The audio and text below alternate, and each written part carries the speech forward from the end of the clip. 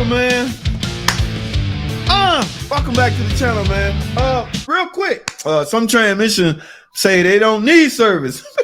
If it is service, does that make the warranty nullified? Yes, that's the risk. Let's use the 8 HP transmission, for example, the ZF transmission. Now, I have to look, but I think there's a change interval in the book, but it's after the warranty has expired. See, the whole issue with that, guys, this feel for life stuff, and I might be talking too much, so I got to be careful what I say. The whole issue with the whole thing is back in the past, warranty companies was replacing transmission left and right under warranty. They have to honor the warranty, all right? The transmission was actually failing. But in some cases, the failure was initiated by the customer. They would take their car to the shop. In some cases, they do it themselves. I can do my own trans service. All you got to do is pull the pin. Yes, that part is easy, but what they was messing up is they was going in with just any kind of fluid or not the fluid it calls for. Yes, guys, wrong fluid can ruin a transmission from a different aspect. Yes, fluid is fluid. I mean, if you stranded, pull any kind of, it could be power steering fluid. That's just a difference in color. But my point is, a lot of people was going in with the wrong fluid. It was clogging up things and mixing in wrong and ruining the transmission. And no matter how we word it or write it up, if the car was still under warranty, we had to put a transmission in it. So they got all them 62 T's sitting back at the plant, and they pulling dipsticks. Oh my goodness, this is not ATF4. They analyzing the fluid. What they doing? They analyzing, and they found out a lot of the fluid was wrong. So what happens? They take the dipstick from your ass.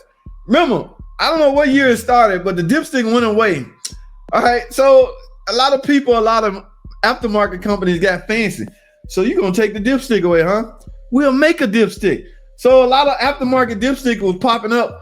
So people was back doing their same old trick. So Chrysler, like, not just Chrysler, a lot of them like, all right, we'll show you. We'll take the damn dipstick tube away. Now what you gonna do?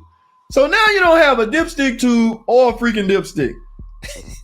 You have no way to even taste your trans. I got a taste for some transmission fluid. How you gonna get to it, player? Your car, you can't even get your car in the air. Your car is on the ground. You can't even taste your transmission fluid.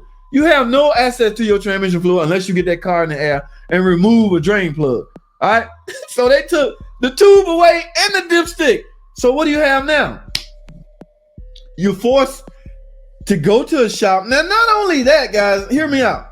The transmissions are better now. So as far as service goes, I don't agree with that feel for life. I'm gonna put that out there. I'm no big fan of that.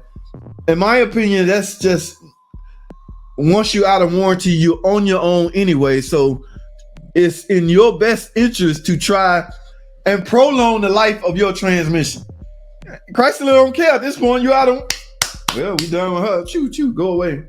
You better go get that damn transmission service, or you can help prolong the life of it. All right, spend too much time on that. But does that make warranty? Yeah, you can void your warranty by, I'll say this, bottom line. That's bottom line. What's up, dude? I'll say this. If you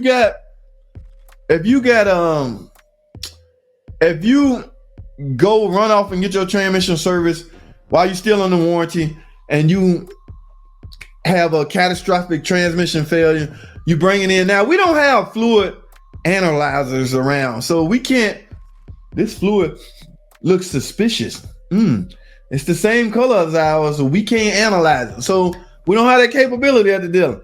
So one or two things, we either have to take your word and give you another transmission. But once that transmission get back to the plant where they do have analyzer machine and all that, and they find out, hey, this dealer, why did y'all replace the transmission? Because it was burnt up. It wouldn't move no more. It was broke. Well, we just analyzed the fluid and it's not right. Charge back. So they charge that whole warranty claim back to the dealer because the dealer didn't do his job. But what does his job consist of? Again, we have no fluid analyzer. We can't tell if you got the wrong fluid in. So the best bet, dealers are like, no, No, we ain't fooling with it. You wait. All it takes is one time for a dealer to get a chargeback of that amount of money from a warranty company. They will put their foot down quick. Number one, they try to make the mechanic pay for it. Mechanic do not approve transmission, guys.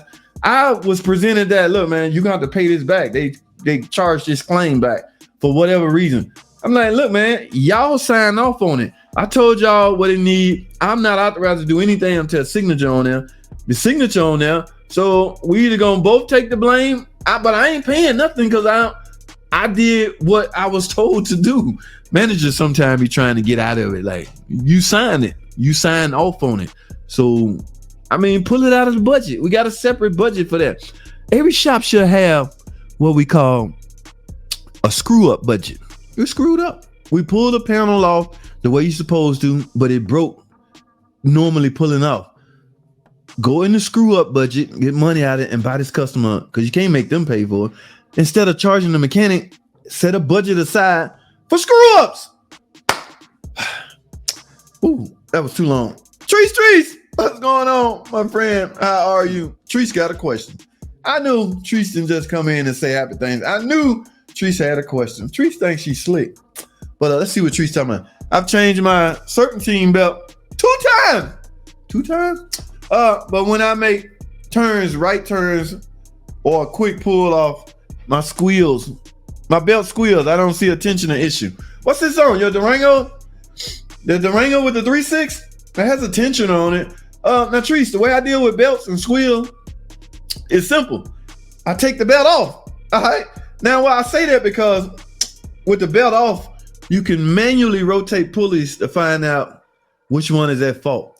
If you totally get that belt off of all the accessory and start spinning things, first thing to spin is there's an idler pulley on this car and that's a tensioner pulley.